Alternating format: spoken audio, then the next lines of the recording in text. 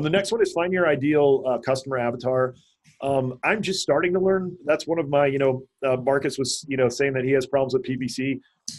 You know, and I know Amy and I have talked about this before, is the best thing you can do for yourself is know what your weakness is and hit that hard. Like right now, like all my YouTube stuff, like all my audiobooks, like everything is like hitting all my weaknesses, not my strengths. People tend to gravitate towards their strengths. Like if they're good at something, they're like, oh, I'm going to listen to books on that, or I'm going to do this or that.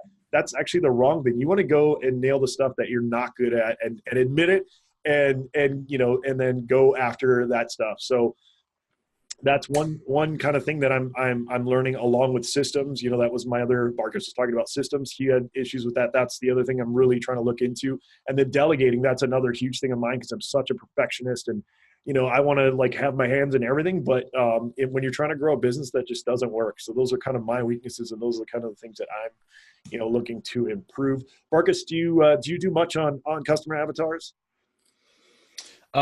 So for my brand, that's something that like, it's not, it's still not the easiest thing to do, but I try to force that into, like my copy, and then like my site and kind of design, and then kind of through pictures and social media, try to figure out, exactly who that person is.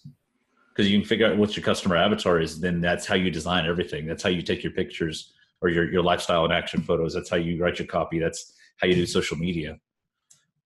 So it's not something that I'm good at necessarily, but it's something that I at least I'm conscious about. Yeah. All right. Amy, are you gonna unmute Amy and because you probably do that more than Barcus and I. So I'd love to hear your input on that.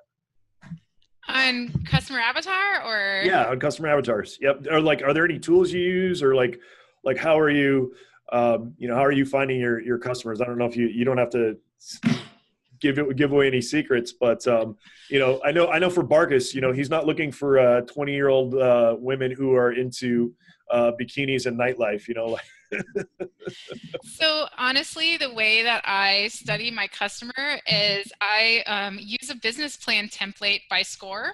Mm-hmm. It's a free business plan template, but it actually forces you to go through and study your market. So you have to answer certain questions about your market, and it forces you to go out and go, okay, well, what is the age of my customer?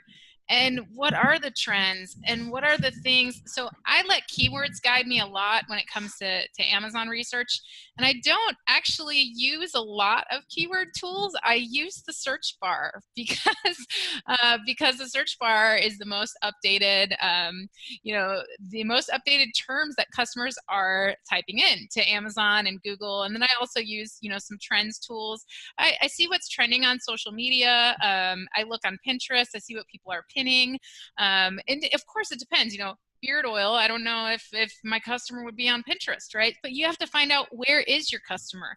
And, is your customer, a lot of times, we've talked about Facebook ads in the past, like people run Facebook ads and they're like selling a baby pacifier. And it's like, what are you, with no discount or anything. It's like, nobody's going to leave their Facebook feed to go buy that. So right. You just kind of have to understand your customers' habits, and you build your avatar around, like, where does your customer hang out? And I find the best way for me to do that, after I've done my initial research of something that I'm passionate about and I think is a good idea, then I go out and I Google the same questions that I'd have as a customer. So, how do you, do this, or, so if it's a product that solves a certain problem, I Google that and I see what kind of things people are pinning, what kind of things people are writing about. And then I discover, okay, maybe other people are searching for that too. If I start typing it in and the Google search bar finishes it for me, that's a good sign, because I know other people have that same problem too.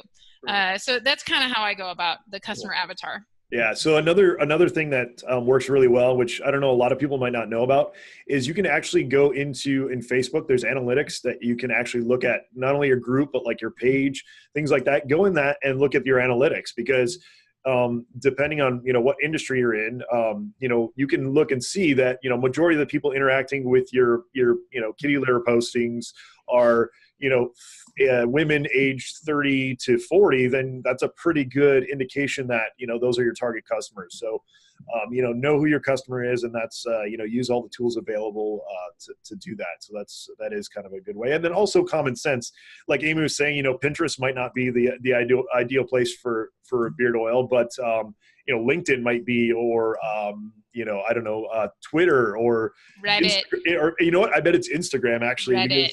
Or Reddit.